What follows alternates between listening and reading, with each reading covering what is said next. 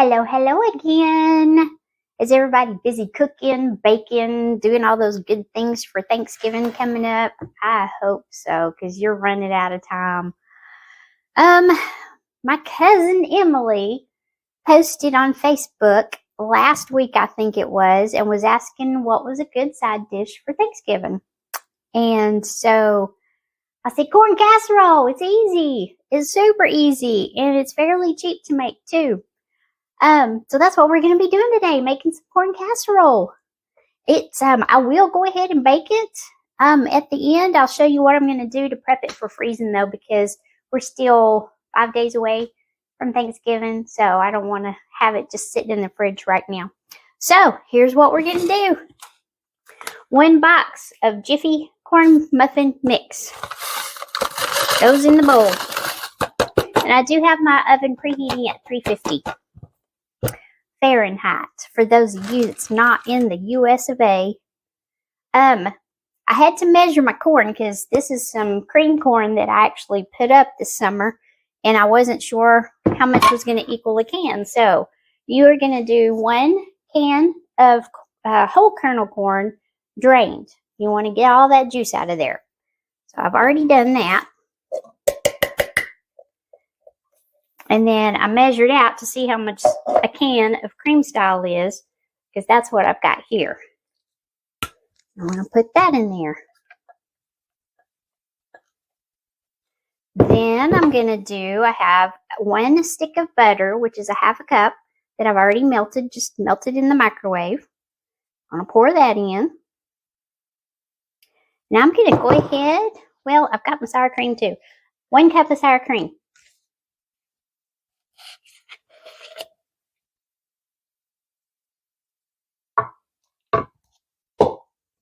Go ahead and mix this up a little bit, because I'm going to add a little bit of cheese in a second. Some people just put the cheese on the top. I like to have it a little cheesy inside too. You want to make sure you get all of that corn mix, the muffin mix, mixed up in there really good. So you got to scrape the bottom. Mix up that sour cream.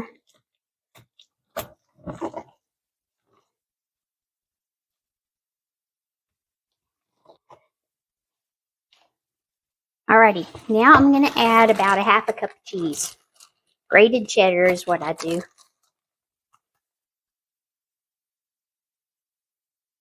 Mix that up in there. Now, this will make about an 8x8 pan. If you are needing to make a larger pan for a larger group, you're going to have to double this recipe. Like if you were doing a 9x13, you're going to want to double this.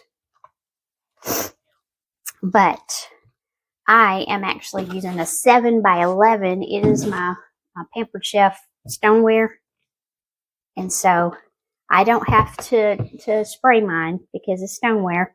If you're using metal or glass, you do need to spray it with some nonstick cooking spray.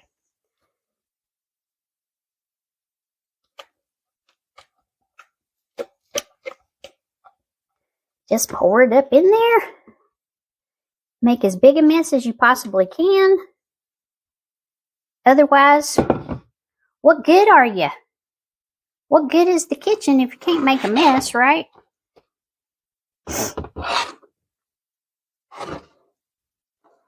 Just kind of put it everywhere in there, smooth it out.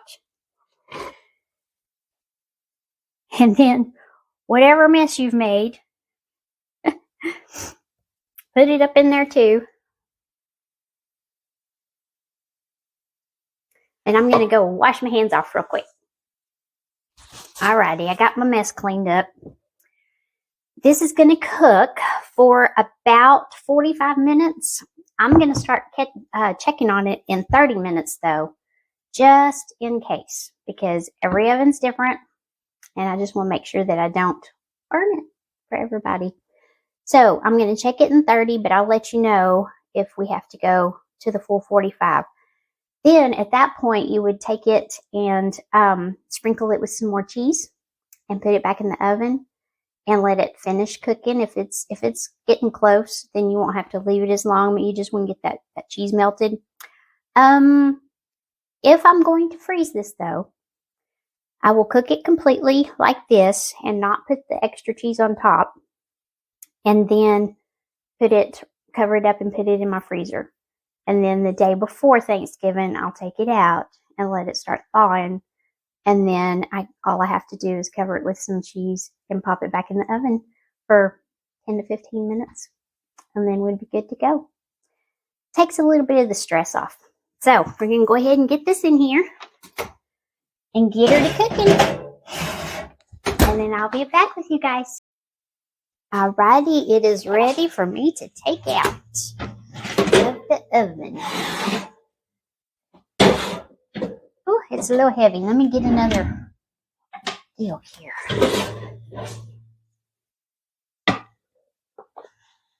I'm going to show you what it looks like. That way you can get an idea. Hang on just a sec. Okay, can y'all see that? Let me get you a little further down. Okay, get out of the light.